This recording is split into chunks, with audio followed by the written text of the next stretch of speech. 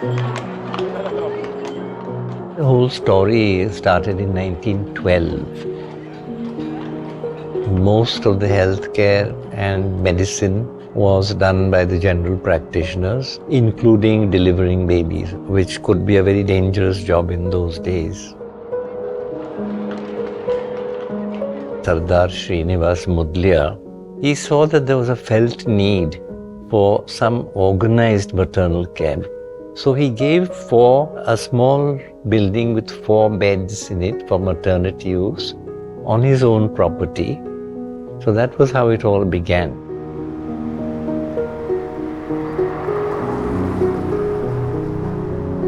At that time, King Edward VII died at some stage. The British were fully in power and the king was the head of the empire. People collected funds in his name, as the political scene was in those days.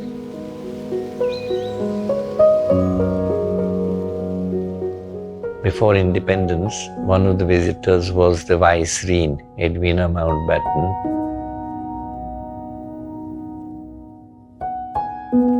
Two visits from Pandit Nehru. There are pictures of him being led around by this little lady dressed in a white sari, Dr. Koyaji.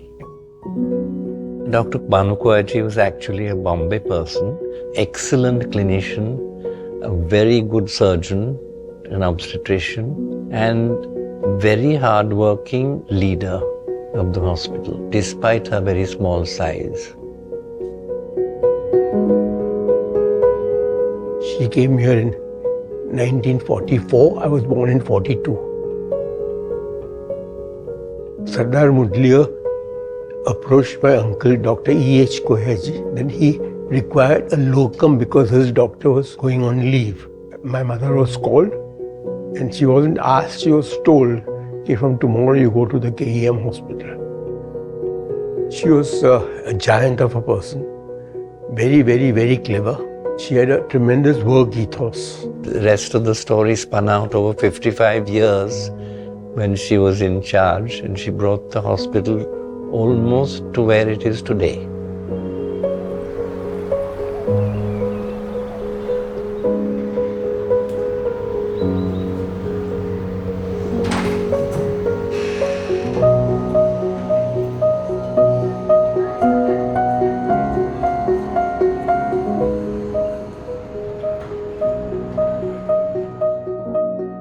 By the time the 60s arrived, she had already built the institution as a women's hospital of note.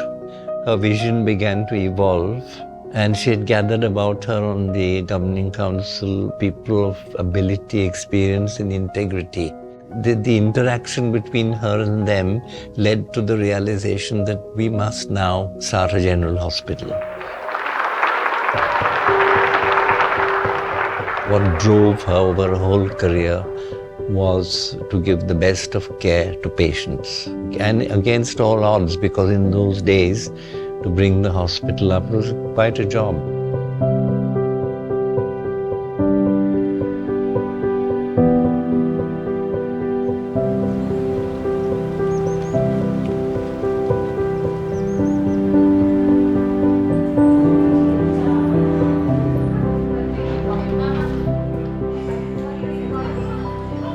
Difficult to start something new. Besides money, you require dedicated people. And I think that's what we had. She had the capacity to bring the right doctors around. Each department started with one senior consultant, Dr. Pai in medicine, Dr. P.K. Barocha in surgery. There were people like Dr. Yagnik, who was a diabetologist. Then Dr. Anand Pandit, who was a pediatrician. Major part in helping her build the institution was Mr. A.D. Gadkari, secretary of the hospital. And they formed a very formidable operational team.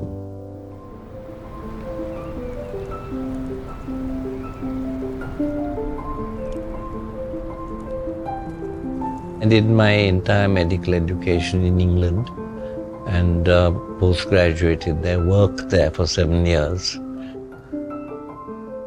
So I arrived here in 1969. There was work to be done, a lot to be built.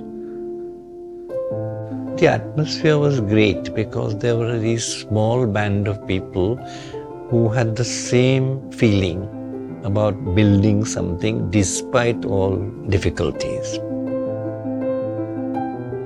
After I finished my MD in gynecology, I went to the United States.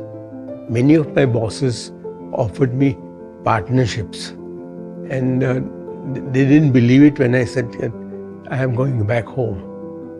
So then they asked me why.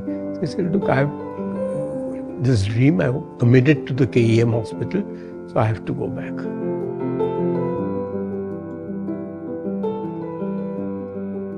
There were many things. I started off here, infertility work, a high-risk obstetric center. We started the first dialysis unit in Maharashtra, outside of Bombay, in 1969. The first critical care unit, the first nephrology and dialysis unit, the first neonatal unit, the first 100% voluntary blood bank.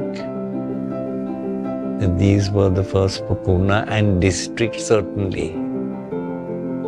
It was the first general hospital to have a rural outreach in a place called Vadubudruk. Starting a rural hospital at Vadubudruk is no easy task. And it is developed into a community health center.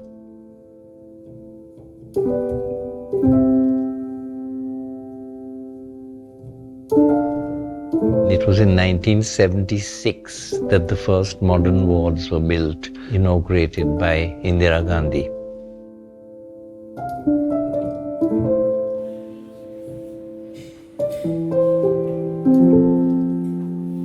Which actually have capitalized our findings in the... And what we've created here is... One of the few hospitals in the non-government sector, in the private sector, which is also a teaching hospital.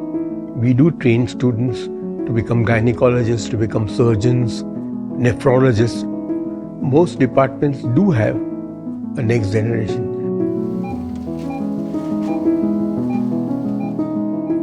New things keep coming literally every day. New equipment, new procedures. That is an ongoing process. It can't stop ever. Main aim in its position is that it wishes to deliver high quality medicine at the most affordable rates possible to all comers. I've been here for 55 years or so. I strongly feel that it's a second home to me because I've been part of this history. I'm feeling great pride in the hospital in general for what it's done and what it stands for. I identify very strongly with it. The future of KEM will be not only to continue as a major general hospital, but to also become a hub of specializations and to resist some of the worst pressures of commercialization. Time will go on changing, but what is important is quality of care and integrity. So there's a strong ethical thread running through everything that is done, and that is recognized by people.